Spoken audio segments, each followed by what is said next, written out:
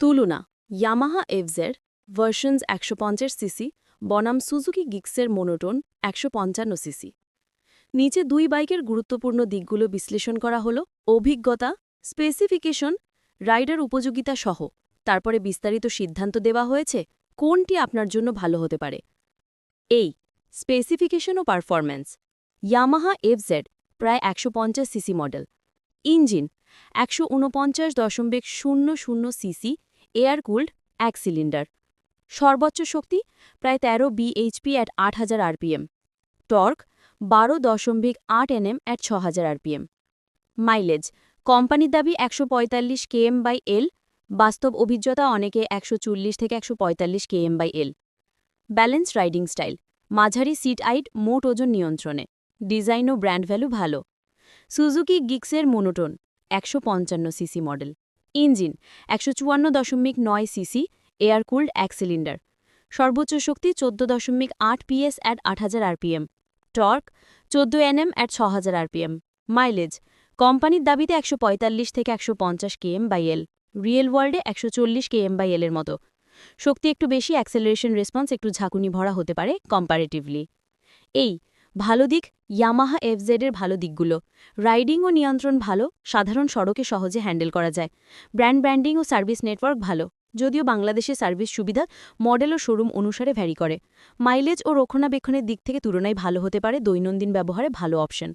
Suzuki গিক্সের মোনোটোনের ভালো দিকগুলো: শক্তি ও পারফরম্যান্সের দিক থেকে একটু এগিয়ে, ১৫৫ CC, ১৪.৮ PS at ১৪ NM torque দিয়ে। রাইডার যারা একটু স্পোর্টি রাইড পছন্দ করেন তাদের জন্য বেশি আকর্ষণীয়। রং, রূপসাজ সহ বাইকের ভিজুয়াল দিকটাও অনেককে টানে। এই খারাপ দিক বা বিবেচ্য বিষয়: ইয়ামাহা এফজেডের সীমাবদ্ধতা, শক্তি ও পারফরম্যান্সের দিক থেকে গিক্সারের সঙ্গে তুলনায় একটু কম। যদি আপনি খুব স্পোর্টি রাইড বা হাইওয়ে দ্রুততার জন্য চান, হয়তো একটু সীমাবদ্ধ মনে হতে পারে। সুজুকি গিক্সের মোনোটোনের সীমাবদ্ধতা, শক্তি বেশি হওয়ায় সাধারণ সড়কে কখনো কখনো রাইডিং একটু বেশি হতে পারে, বিশেষ করে শহুরে ট্রাফিকে। মাইলেজ কিছুটা কম হতে পারে রিয়েল ওয়ার্ল্ডের ভেতরে, কারণ শক্তি বেশি অর্ধে ফিউল কনজাম্পশন বাড়তে পারে।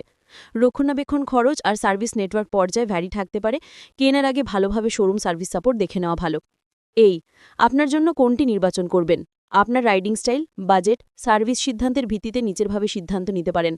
যদি আপনার রাইডিং দৈনন্দিন শহুরে, ট্রাফিক বহুল এলাকায়, বেশি রাজনৈতিক বা ব্যস্ত রুটে হয়, দ্রুত ব্রেক বা ম্যানুভারিং প্রয়োজন হয়, তাহলে ইয়ামাহা এফজেড একটু ভালো অপশন হতে পারে, কারণ নিয়ন্ত্রণ সহজ, শিথিল রাইডিং অভিজ্ঞতা ভালো। তবে যদি আপনি স্পোর্টি রাইড বা হালকা হাইওয়ে রাইডিং অথবা একটু শক্তি বেশি চান, পারফরম্যান্স মনস্ক হয়েছেন, তাহলে সুজুকি গিক্সার মোনোটোন বেছে নেওয়া যুক্তিযুক্ত হবে। এছাড়া খরচ দেখুন, কিনতে কত খরচ হবে, সার্ভিস কত সহজে পাওয়া যায়, রিসেল ভ্যালু কেমন থাকতে পারে। আপনার উচ্চতা, রাইডিং পজিশনও গুরুত্বপূর্ণ। সিট হাইট, ওজন বন্টন, কমফোর্ট বিবেচনায় নিন। বাজেট ও খরচ: প্রতিদিন রাইড করলে ফিউয়েল খরচ ও রক্ষণাবেক্ষণ গুরুত্বপূর্ণ। শক্তি বেশি মানে খরচও বেশি হতে পারে। এই সারাংশে বলা যায় দুই বাইকই ভালো, শুধু আপনার প্রয়োজনীয় রাইডিং স্টাইল অনুযায়ী পার্থক্য রয়েছে। যদি আপনি সাধারণ ও কম ঝামেলার রাইডিং চান, ইয়ামাহা এফজেড একটু বেশি উপযোগী। যদি আপনি সচ্চারিত পারফরম্যান্স ও স্পোর্টি ফিলিং চান, সুজুকি গিক্সার মনোনয়ন ভালো হবে। কিভাবে রাইড করবেন, কোথায় রাইড করবেন, শহর ভার্সেস হাইওয়ে ভেবেও সিদ্ধান্ত নিন।